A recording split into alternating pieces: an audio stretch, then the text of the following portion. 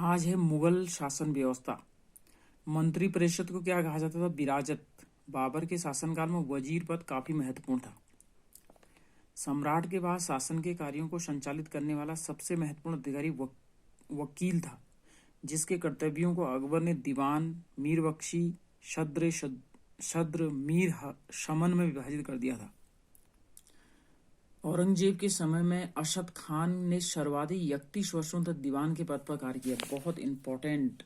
और मुगल काल में सर्वाधिक 31 वर्ष तक किसने शासन दीवान के पद पर कार्य किया? तो औरंगजेब का दीवान था अरशद खान।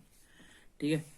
मीर बख्शी द्वारा शरखत नाम के पत्र पर हस्ताक्षर के बाद ही सेना को हर महीने वेतन मिलता था। मतलब किसके हस्ताक्षर के बाद सैनिकों को वेतन मिलता था? तो शरखत। जब कभी शद्र न्याय विभाग के प्रमुख का कार्य करता था तब उसे काजी कहा जाता था। काजी किसे कहते थे? न्याय विभाग के अधिकारी को। लगानहीन भूमि मध्य माशा का निरीक्षण शद्र करता था। लगान भूमि का निरीक्षण कौन करता था? जिसको मध्य माशा कहते थे, तो शद्र। सम्राट के घरेलू विभाग का प्रधान मीर शमान होता था या मीर शमन। सूचना और गुप्तचर विभाग का होता था दरोग डाक चौकी।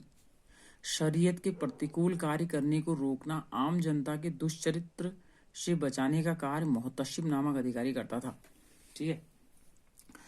सूबेदार क्या होता था? प्रांतों में शांति स्थापित करना, प्रांतीय कार्यकर्ता का प्रधान। दीवान प्रांतीय राजस्व का प्रधान, सीधे शाही दीवान के प्रति जवाबदेही। बख्शी प्रांतीय सैन्य प्रधान। फौजदार जिले का प्रधान फौजी अधिकारी। आमिल या अमलगुजार जिले का प्रमुख राजस्व अधिकारी आमिल होता था, जिसे अमलगुजार कहते थे। कोतवाल नगर प्रधान होता था। सिकदार परगने का प्रमुख अधिकारी सिकदार होता था। आमिल ग्राम के कृषकों से प्रत्यक्ष संबंध बनाना और लगान निर्धारित करना।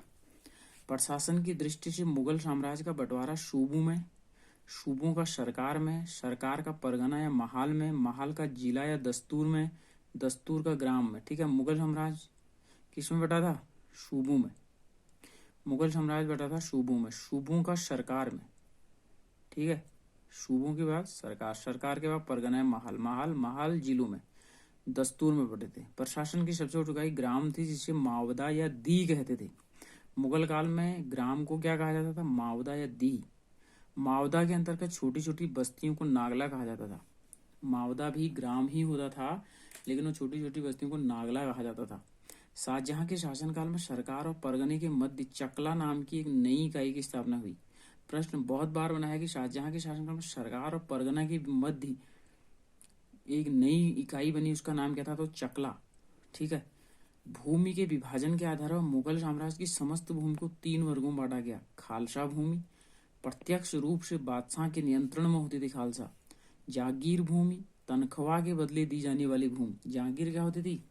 जिसे तनख्वाह के बदले दी गई भूमि। तीसरी भूमि होती थी शरयुगल, जिसे मध्य माशा कहते थे, अनुदान में दी गई। या लगानहीन भूमि, जिसे मिल्क कहते थे, उपहार में दी गई। शरयुगल या मध्य माशा। तनख्वाह के बदले दी गई जागीर भूमि, और प्रत्यय रूप से बादशाह के उसमें रहेगी तो खालसा भूमि। शेर शाह के द्वारा भू राजस्व सहित अपनाई जाने वाली पद्धति राई उपयोग अकबर ने किया था। अकबर के द्वारा करोड़ी नामक अधिकारी नियुक्त 1573 ईस्वी में की गई। इसे अपने क्षेत्र में 1 करोड़ दाम वसूल करना होता था।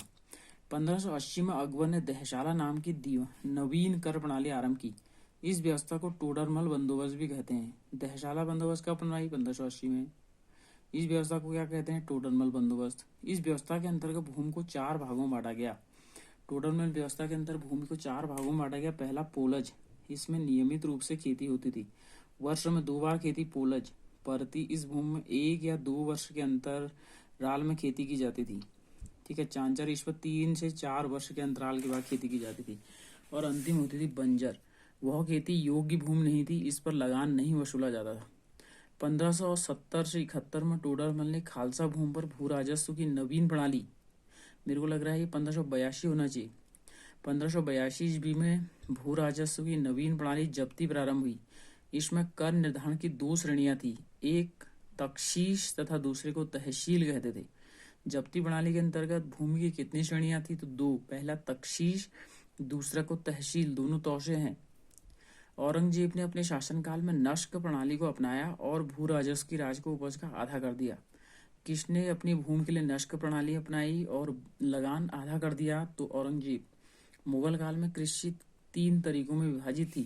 पहला खुदकास्ट, ये किसान उसी गांव की भूमि पर खेती करते थे जहां के वे निवासी थे। खुद की भूमि में अपनी करते थे खुदकास्ट। पाही कास्ट, वे दूसरे गांव में जाकर कृषि कार्य करते थे, पाही कास्ट। मुजारियान खुदकास्ट, कृषकों से भूमि किराए पर लेकर कृषि कार्य करते थे, मुजारियान। तो 3 प्रकार के कृषक होते थे, ठीक है, कृषक। मुगल काल में रुपये की सर्वाधिक ढलाई औरंगजेब के समय हुई। बहुत बार है कि औरंगजेब के समय न किसके समय सर्वाधिक रुपये की ढलाई हुई? तो औरंगजेब। आना सिक्के का प्रचलन शाहजहां ने करवाया। आना आपने सुना होगा जो अपने दादा दादी से। तो आना सिक्का किसने चलाया? शाहजहां ने। जहांगीर ने अपने समय में सिक्कों पर अपनी आकृति बनवाई, साथ ही उन पर अपना नाम और नूरजहां का नाम अंकित करवाया। मुगल कालीन लगान वसूल करने की व्यवस्था देखो। गल्ला बख्शी, इसमें फसल का कुछ भाग सरकार द्वारा ले लिया जाता था। गल्ला बख्शी में क्या होता था? इसमें सरकार ने अपना हिस्सा ले लेता था। नशक, इसमें खड़ी फसल के आधार पर लगान का अनुमान लगाकर फसल काटने पर उसे ले लिया जाता था। यह व्यवस्था बंगाल में थी।